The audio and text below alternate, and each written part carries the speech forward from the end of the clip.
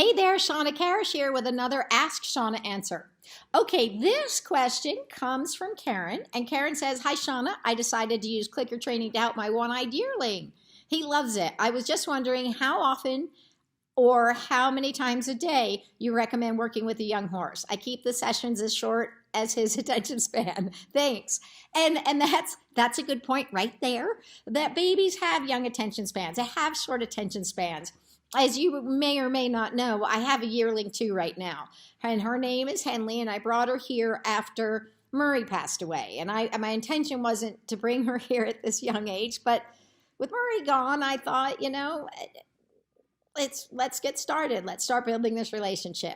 So it's been a while. I've raised a number of yearlings. I mean, from less than yearlings. Some horses at 4 and 6 months, but it has been a while. So it is great to have a yearling again, but their attention span is a factor. I mean, it is something that you're trying to increase. And so there's a real balance, I find, with having a young horse. So you have a yearling, you have a young horse, you're trying to help them develop, but you don't want them to stop being a baby. You know what I mean? She doesn't need to grow up fast, and she doesn't have to be all serious. I want her to be able to play and go out with other horses and socialize. But I also, meanwhile, want to be helping her develop some skills, working on some focus, and working on enjoying the training. And the impulse control is a huge one for babies, because babies are like, I feel like, so I'm gonna. And you're like, well, that's dangerous. I might die.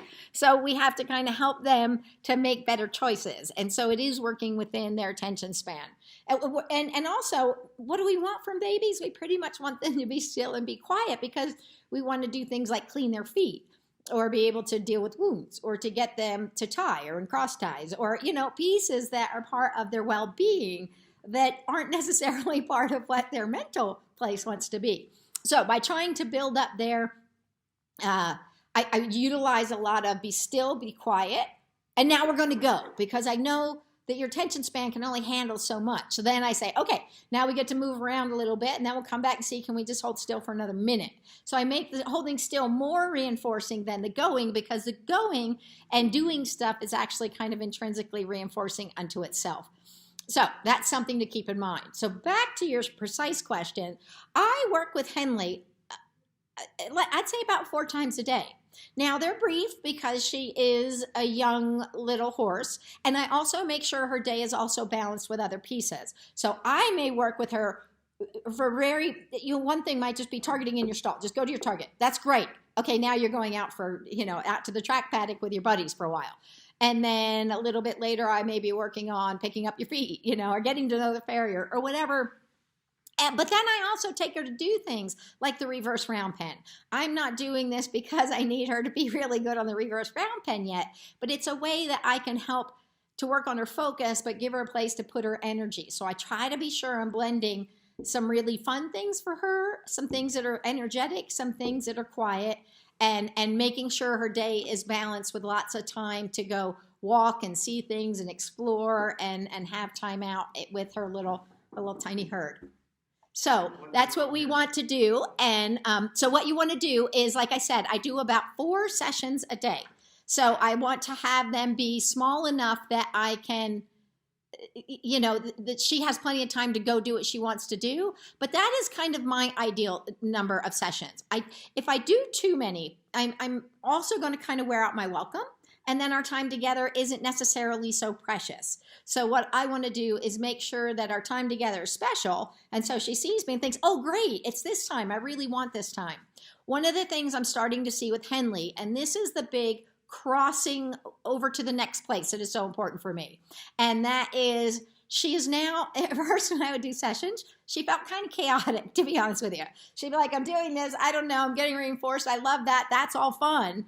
But she really kind of wasn't putting it together that, oh, I do this and this works. So kind of putting together cause and effect. And so now I see her starting to kind of focus a little bit more and thinking, ooh, there is an answer in here somewhere. So she's starting to really grasp the part of the training that is so important to me. She's grasping the point of enjoying it and seeing this as environmental enrichment and seeing this as something that is, it is stimulating for her mind in a good way. So it's something she looks forward to because it's like something new and to do and to figure out. So it's really kind of tapping into her curiosity. So I think it's important that we keep it fun enough that we can do that. And it's a time that we can also really start to expose them to things. But there's a cautionary tale there. If your horse tends to be kind of a reactive guy, I imagine with his one eye, he doesn't know any different. So he doesn't, if it's a horse that lost an eye, that's an older horse, sometimes they can feel more vulnerable. But a lot of times a horse that's born like that, that's just their reality. So they're not really worried about it. But if your horse, for whatever reason, tends to be a little bit of a reactive guy, you want to be careful not to overwhelm them. So I'm not taking Henley out to flood her. I'm trying to be very careful that what I'm doing is I'm exposing her to things in little bits, but without making it where it just pushes her over top and her adrenaline is a little bit out of control. So I hope that helped you to answer that question. And I think it's important to keep in mind, as always, is they're all individuals. So it's not necessarily this or that is going to be the same for everybody. But I would say, as a rule, in all the horses I brought up, because like I said, I've dealt with, like a half dozen horses under, 6 months old. What I could do with them is typically about 4 sessions a day was really good, as long as I balanced out the other parts of the day and let them have time to be a horse and have time to be a baby and to explore their world and to gain confidence. And using the positive reinforcement really has shown that they can get quite confident. And I think there is one little caveat there. With a lot of times when we get horses, and maybe they're crossover horses or horses have started a different way, they kind of come with their baggage per se. Like they're just things that have worried them or they haven't been so clear. With positive reinforcement, we create a good deal of confidence. And that has its own pieces that we have to pay attention to. Because Henley's like, yeah, I love this. I'm good. I go and do. And you're like, wait, slow down, sweetie. You got to learn to pay attention a little bit. Because she is so bold and independent, trying to teach her that we are actually a team and we're working together here. So you need to kind of pay attention to me. So trying to catch those times when she's paying attention or focusing or slowing down or choosing to be thoughtful versus, that confident baby. Anyway, so again, I hope that answered your question, Karen. And if you have more questions, please don't hesitate to ask. You know where to go. Go to Ask Shawna at vianovatraining.com is a website where you can get to my parts and the Villanova parts and find out what we're doing out here in Santa Fe. All right, that's it for now. Bye.